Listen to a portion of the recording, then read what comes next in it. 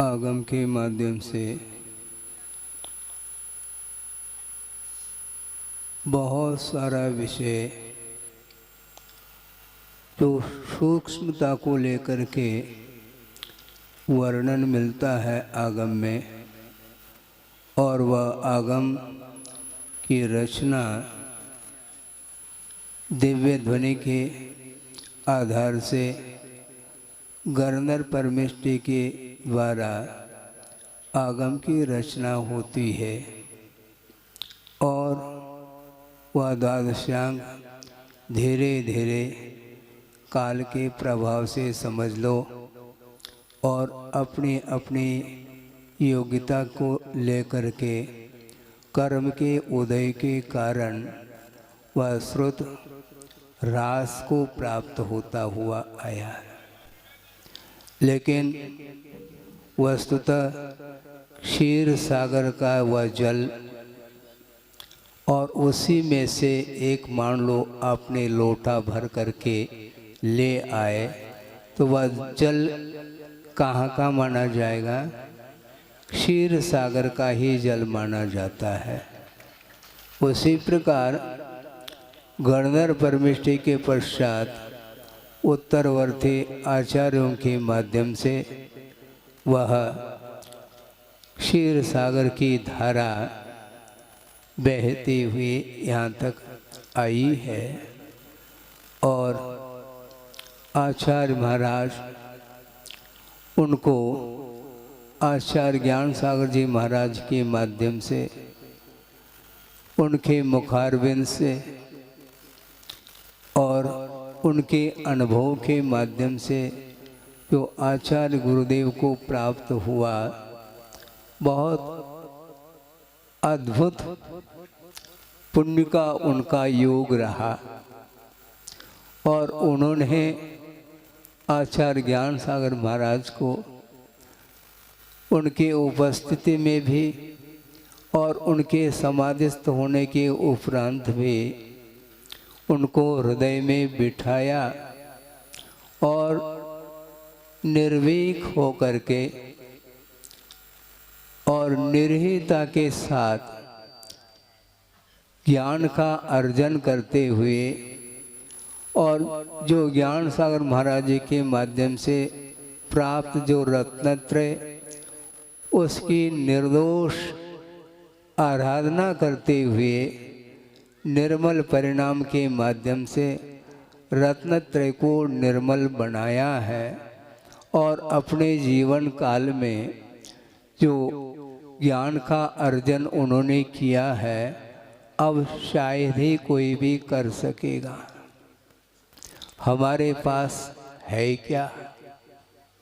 आप लोग कहते हैं कि महाराज आप भी हमें सूत्र दे दो।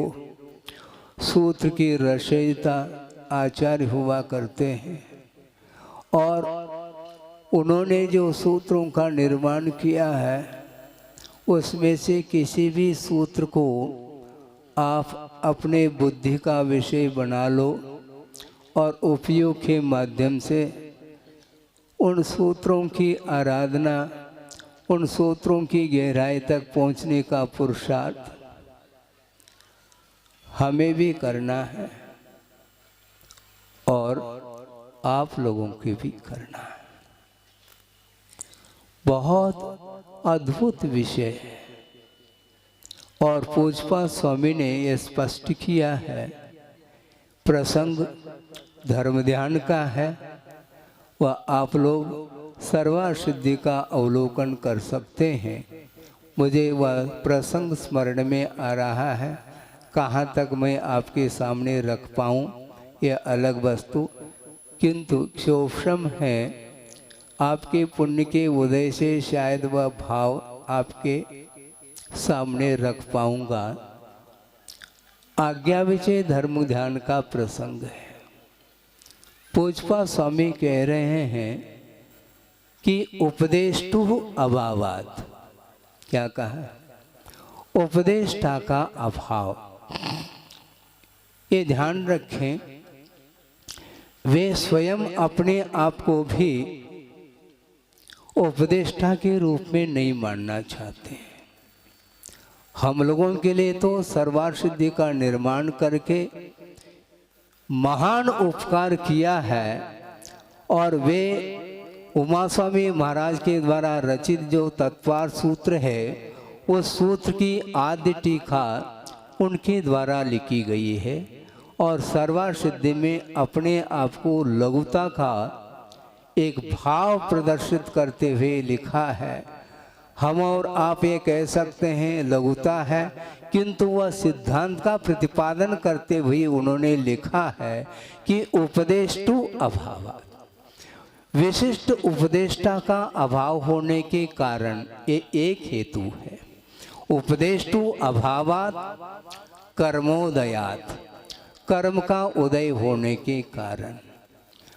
मंद बुद्धित्वात, आप सुने, मंद बुद्धित्वात, हम लोगों की बुद्धि मंद है। उन्होंने भी अपने आप को ये स्वीकार किया है, हमारे भी मंद बुद्धि है।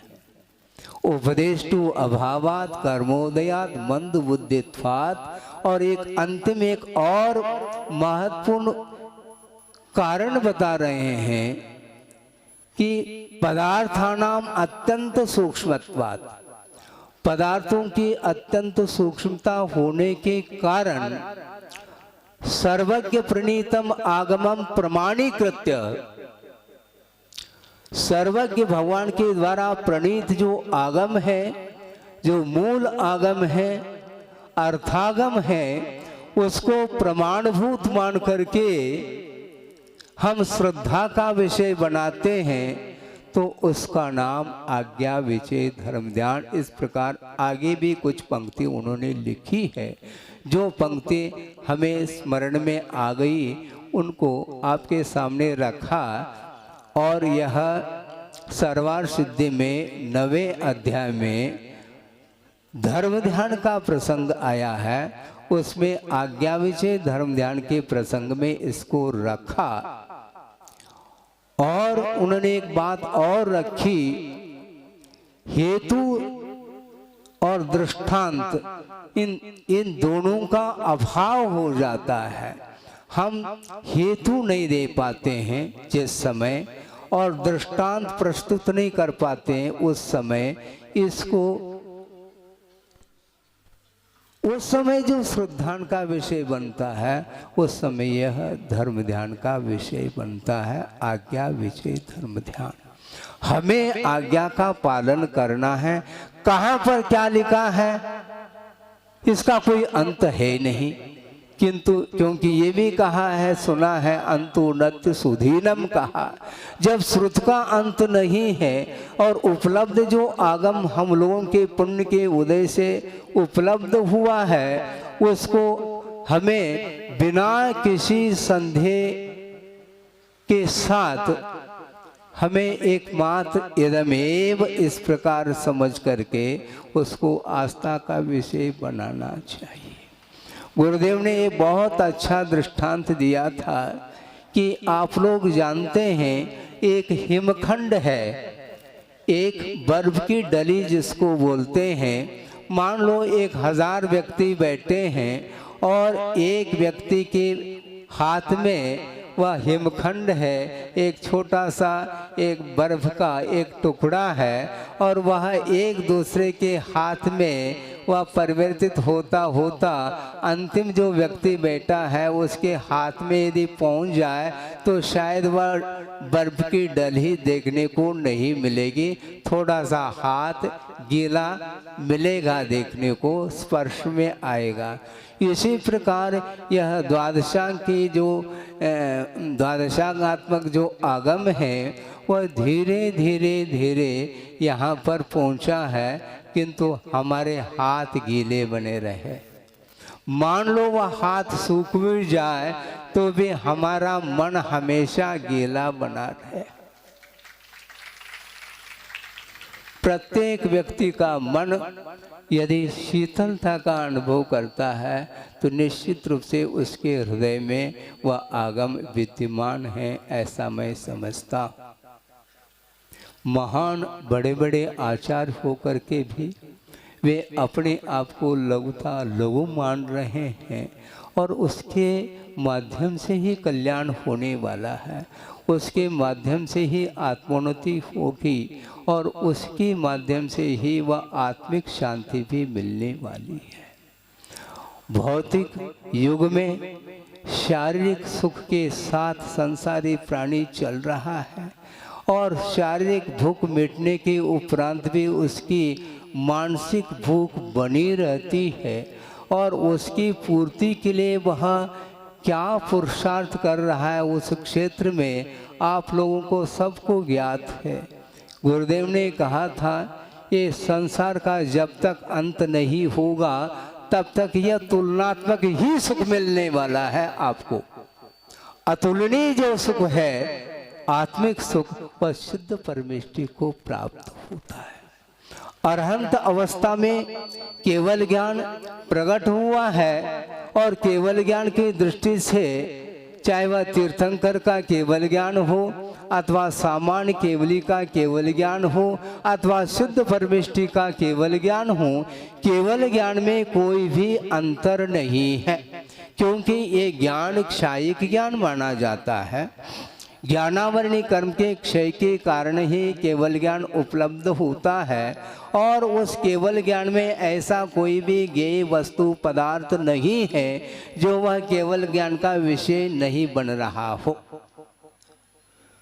अतीत, अनागत और वर्तमान समय संबंधी इन तीनों काल संबंधी अनंत पदार्थों के अनंत पर्यायों को और उनके साथ गुणों का जो संबंध है, यानी प्रत्येक द्रव्य के भीतर जो अनंत गुण हैं उन गुणों संबंधी भी पर्यायों के साथ एक समय में वे केवल ज्ञानी युगपत जानते हैं, बल्कि जानते नहीं किंतु दर्पणायते ऐसा कहा।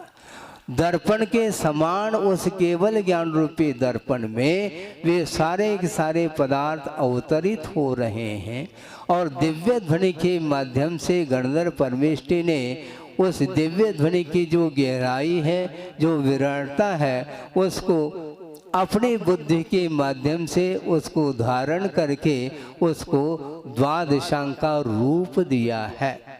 और दूसरी बात यह है कि यह द्वादशांग जिसको हम क्षीर सागर बोल रहे हैं, किंतु केवल ज्ञान रूपी सागर के सामने वह क्षीर सागर भी एक बूंद के समान दिखाई देता है।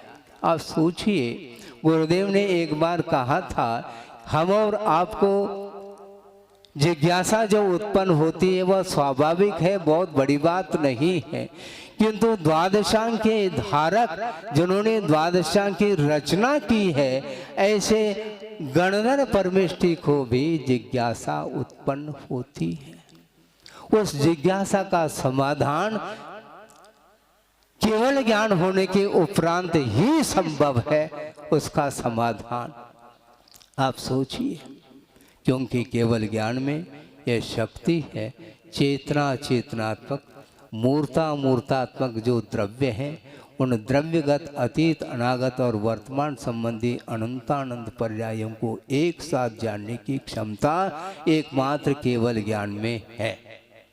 किंतु एक महत्वपूर्ण बिंदु आपके सामने रखी जा रही है, मेरा है विषय नहीं, आगम में जो आया है उसको ही आपके सामने बात रख रहे हैं।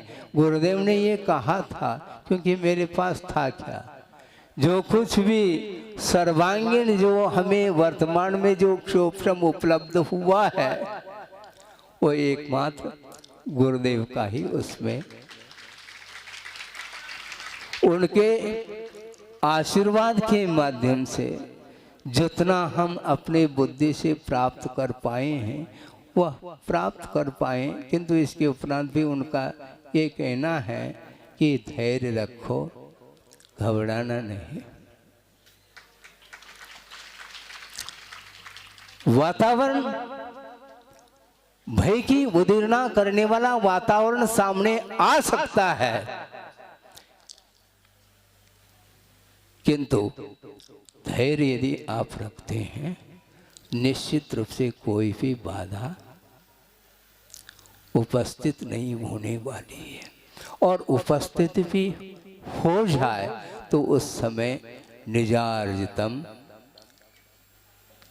कर्म विहाय दीनो न कोपि कस्यापि ददाति किंचन विचारयन एव अनन्य मानस परो ददाति इति विमुंच शेमुषीम। शेमुषी बोलते हैं बुद्धि। इस प्रकार की बुद्धि को छोड़ो कि दूसरा मुझे कोई दे रहा है, ये निश्चय का कथन है।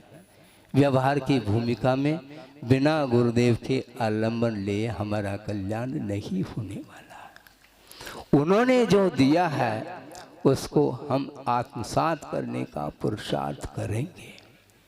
हमारी योग्यता कितनी है स्वयं गुरुदेव जानते हैं। और जिस समय हमारा प्रवेश हुआ था और वस्त्र परिवर्तित हुए थे, जब तक वस्त्र परिवर्तित नहीं हुए थे, आम सभा में जैसे आप बैठ जाते थे उसी प्रकार गुरुदेव की प्रवचन को सुनने के लिए बैठते थे। प्रवचन का क्या आशय ये मुझे पकड़ में नहीं आता था, लेकिन दो कान हैं, हमें श्रवण करना है और आस्था के साथ हमें श्रवण करना है। 8 साल अंतर्मुक्त के उपरांत वह क्षमता आती है। आवे ये अनिवार्य नहीं, अपनी अपनी भूमिका और अपने अपने परिणाम बहुत विभिन्नता को लिए हुए होते हैं। परिणामों में निर्मलता होते हुए भी उसमें बहुत भेद भिन्नता स्तर के अपेक्षा से हो सकती हैं। तो मैं भी आम सभा में जैसे आप लोग बैठे हैं उसी प्रकार बैठे थे महावीर जी में, किंतु सामान्य रूप से सबको आशीर्वाद मिलता था। पर्टिकुलर उन्होंने कोई आशीर्वाद नहीं दिया। नमस्ते करने के लिए चले जाते हैं तो जनता जा रही है, उसी प्रकार हम भी उसमें शामिल है तो सामान्य रूप से सबके लिए आशीर्वाद मिल रहा था, उसी प्रकार अपने को भी मिला, किंतु कोई वार्ता नहीं हुई। क्योंकि वार्ता क्यों होगी? उपदेश तो आम सभा के लिए है और व्यक्तिगत जो कुछ भी है वो वार्ता नहीं करना चाहते हैं। कहाँ तक वो समय देंगे। किंतु जिस समय वस्त्र का परिवर्तन हुआ और उनके द्वारा जो आजीवन प्राप्त हुआ, उस समय उनके सदस्य के रूप में उपस्थित हुए। इन्हें स्कूल एडमिशन एंट्री समय अब उपदेश मिलता था, वो तो मिल ही रहा है। में जितने भी ब्रह्मचर्यों का समूह था उस समूह में ही मैं बैठा था, अकेला था हूँ नहीं। वहाँ पर भी एक समूह है और समूह में ही वह अध्ययन कराते रहे और उस समय हम सुनते सुनते आए और मंगलाचरण उन्होंने किया। वस्त्र परिवर्तन होने के उपरांत तत्पर सूत्र का उच्चारण उन्होंने बाद में कराया। सर्व मंगलाचरण के रूप में उन्होंने ये गाना रखी, पंचायत मंगलाचरण यंद सदवंदियानम तिहुवन हिद मधुर विसद वक्कानम अंतातीत गुणानम नमो जिनानम जद भवानम। इस प्रकार उन्होंने उच्चारण किया और एक बार उच्चारण उन्होंने किया, हमसे उच्चारण बन नहीं रहा। इस प्रकार बार बार मेरे विचार से 8-10 बार उन्होंने रिपीट किया हो और बीच में उन्होंने कहा ठीक से उच्चारण करो। अब ठीक से उच्चारण करो, क्या ठीक और क्या गैर ठीक मुझे ज्ञात ही नहीं। मैं क्या ठीक से उच्चारण करूं? फिर भी वो कह रहे हैं जी ठीक से करने का प्रयास करूंगा। हमने कोई उत्तर नहीं दिया क्योंकि उत्तर ठीक नहीं माना जाता। वो जो कह रहे हैं उसको स्वीकारता देनी चाहिए। जी प्रयास करूंगा, मन में सोच रहा हूँ और मैं बार बार उच्चारण किया। धीरे धीरे वह उच्चारण सुधरता गया। अर्थ ये है, उस समय वस्त्र परिवर्तन करने के उपरांत मेरे हाथ में क्या दिया गया था? एक छुल्लक जी थे और उन्होंने एक पतली सी किताब, कौन सी? नहीं, अभी सिद्धांत की बात मत करो। हाँ, उसमें नहीं 24 ठाना भी नहीं, ना 34 ठाना, कोई ठाना आना न कुछ भी नहीं। हम जानते ही नहीं ठाना क्या है। सुनो, मैं कह रहा हूँ, एक पतली सी किताब है और उसमें प्रभु पतित पावन की विनती है। और शायद उसमें 12 भावना भी, जो भोदर दास कृत शायद वो है, राजा राणा छत्रपति, शायद उसमें इस प्रकार के कुछ विषय उस पतली सी किताब में देखने को मिली थी और उसको मुझे दिया गया। क्यों दिया गया? कारण इसमें क्या है? कारण ये है, समय ज़्यादा न हो, वैसे 9:35 हो रहे हैं, बहुत संक्षेप कर रहा हूँ, कि इसलिए दिया गया कि अभी तुम्हें भाषा का कोई ज्ञान नहीं है। कहा उन्होंने कुछ नहीं, किंतु अनुमान तो होता ही है, क्योंकि नर्सरी का छात्र है और यमे की किताब रख दो, उनके हाथ में दे दो, कोई औचित्य नहीं है। इसलिए उस नर्सरी में प्रवेश जो किया है जिसने, उस छात्र के लिए वह पतली सी किताब हाथ में पकड़वा दी और एक सूत की माला दे दी है, चांदी सोने की नहीं, हाँ सूत की, हाँ, जो मंदिर वगैरह में खुट्टी पर टांगी जाती है। और वही जो है ना, हाँ, उसमें मनिया भी नहीं सरकती, गांठ है उसमें, और उसको लेकर के हम जाप कर रहे हैं। और वह पतली सी किताब, क्योंकि प्रभु पतित पावन कौन? प्रभु पतित नहीं, प्रभु पतित को पावन करने वाले हैं। मैं अपावन, प्रभु बोलो तो, हाँ, प्रभु पतित पावन, मैं अपावन, चरण आयो शरण जी, यो विरद आप निहार, स्वामी मेट जामन मरण जी। हाँ, ये पुनः वह पंक्ति आज आपके सामने रखी है। अर्थ ये है कि मैं नर्सरी का छात्र था और उस समय अंगूठा छाप है, लेकिन ये ध्यान रखो, अंगूठा छाप तो है, किंतु कहाँ पर छापना यह भी बुद्धि का विषय नहीं बन रहा था।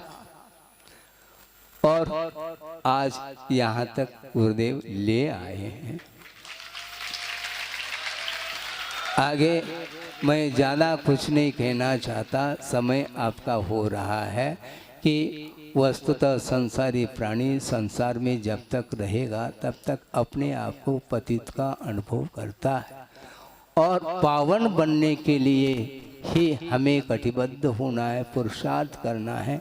सही दिशा की ओर पुरुषार्थ जब तक हम नहीं करेंगे, जब तक पुरुषार्थ में समीचीनता नहीं आएगी, तब तक हमारा कल्याण संभव नहीं है। आत्म कल्याण करने के लिए एकमात्र परमार्थ भूत देव शास्त्र और गुरु का आलम्बन लेकर के भव समुद्र से हम पार हो सकते हैं, और हो इस पवित्र भावना के साथ। अहिंसा परमो धर्म की जय।